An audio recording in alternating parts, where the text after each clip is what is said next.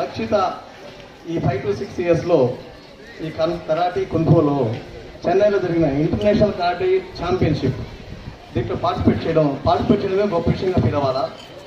దాంట్లో పార్టిసిపేట్ చేసి 2 మెడల్ సాధించింది ఈ వయసులో. సో దీన్ని కూడా మీరందరూ ఇన్స్పిరేషన్గా తీసుకొని మనకు చదువు ఎంత ఇంపార్టెంటో స్పోర్ట్స్ కానీ అలాగే యాక్టివిటీస్ కూడా చాలా చాలా ముఖ్యం అని చెప్పి ఈ సందర్భంగా తెలియజేస్తాను. So I congratulate Rakshika once again. So ఇదే విధంగా ఈ అమ్మాయి ఇంకా ప్రతిభ కనబడతారని చెప్పి మనస్ఫూర్తి కోరుకుంటున్నాను. అలాగే అదే ఒక గోల్డ్ మెడల్, ఒక బ్రాంజ్ మెడల్ ఇంటర్నేషనల్ కరాటే ఛాంపియన్షిప్లో. అంటే ఇంటర్నేషనల్ కరాటే ఛాంపియన్షిప్ అంటే ఒక మన దేశం కాదు, డిఫరెంట్ కంట్రీస్ పార్టిసిపేట్ చేస్తున్నాయంట.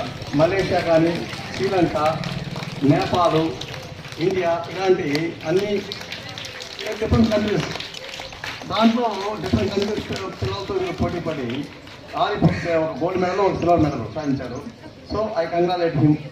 అదేవిధంగా ధావన్, తర్వాత ఈ పవిత్ర కానీ, యువశ్రీ కానీ వీళ్ళందరూ కూడా మన స్టూడెంట్ అయిన దానికి మాస్టర్ స్కూల్ విద్యార్థులుగా వీళ్ళు మంచి ప్రతిభ కనిపించిన దానికి ఈ యాజమాన్యం తరఫున నేను ఇంకా ఈరోజు వాళ్ళని మీ అందరం కూడా సన్మానించబడుతుంది.